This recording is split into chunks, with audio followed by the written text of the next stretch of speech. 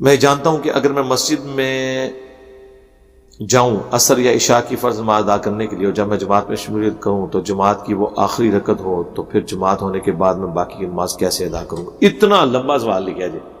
اس کی بجائے آپ لکھتے ہیں کہ میں رکعت میں شامل ہونے کا طریقہ کیا ہے، تو اس کے اوپر آپ یہی یوٹیوب کے اوپر رومن میں جا کے لکھیں تو ہماری ویڈیو کھول جائے گی کہ اگر آپ کی رکعت کوئی رہتی ہے، اگر ایک رکعت آپ کی رہ گئی ہے تو آپ امام کے ساتھ سلام نہیں پھیریں گے، بلکہ سلام پھیرنے کے بعد آپ قیام میں کھڑے ہو جائیں گے اور اپنی ایک رکعت کو پورا کریں گے.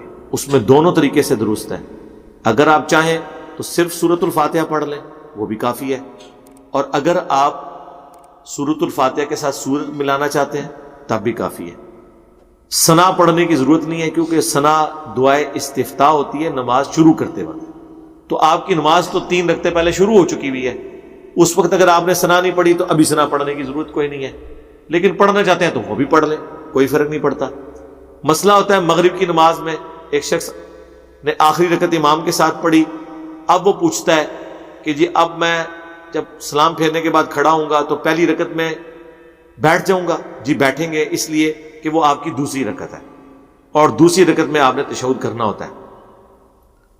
دوسری میں بھی آپ بیٹھیں گے اور پھر تیسری میں بھی، اور یہ آپ کی نماز ایسی ہوگی جس کی ہر رکعت میں تشہد آ رہا ہوگا، تو کوئی پریشانی والی بات نہیں. لیکن اگر آپ ایسا نہ بھی کریں، آپ پہلی میں نہیں بیٹھتے اور آپ کھڑے ہو جاتے ہیں اور دوسری رکعت میں آپ بیٹھتے ہیں تو 2 رکعتیں تو تعداد پھر بھی پوری ہوگی. یہ اجتہادی مسئلہ ہے، اس میں کوئی خرابی والا مسئلہ نہیں، کیونکہ اوورآل آپ کے 2 تشہد نماز کے پورے ہو جائیں گے. ایک تشہد آپ امام کے پیچھے کر چکے ہیں اور ایک آپ کا آخری ہوگا. درمیان والا آپ نہیں بھی کرتے اور صرف 2 رکعتیں اس طریقے سے بھی ملا لیتے ہیں تو اس میں کوئی ایسا مسئلہ نہیں ہے. اس کو اجتہاد کے اوپر چھوڑ دیا گیا. اصل چیز ہے کہ آپ نے رکعتیں پوری کرنی ہے.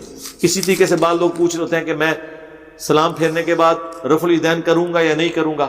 بھئی سلام پھیرنے کے بعد آپ کی جو وہ رکعت ہے وہ اپنی، اگر وہ ایون رکعت ہے تو بغیر رفع الیدین کے کریں گے شروع، اگر وہ آڈ رکعت ہے یعنی طاق ہے تو رفع الیدین سے کریں گے.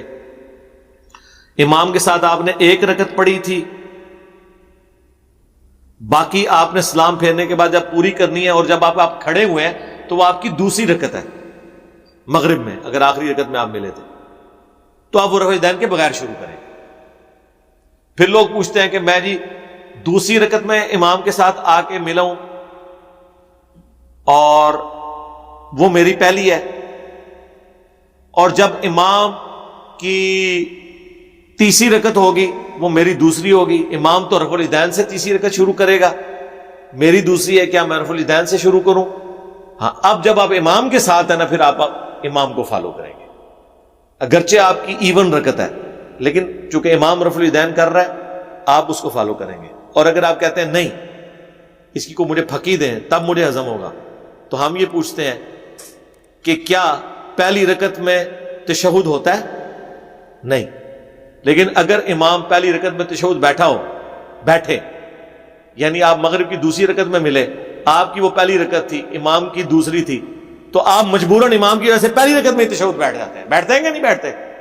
یہ تو نہیں کہتے میری پہلی ہے میں کھلون لگا جائے تو آڈا میں تشہد میں کھڑے ہونے کا انتظار کروں گا. نہیں، امام کے پیچھے جب آپ ہوتے ہیں اس وقت ذرا پروٹوکول پھر امام کو اس حوالے سے فالو کرنا ہے. لیکن یہ نہیں فالو کرنا کہ امام رفع الیدین نہیں کر رہا تو آپ نے بھی نہیں کرنا. اے بھی مسئلہ لوگوں نے کاٹ لیا ہے.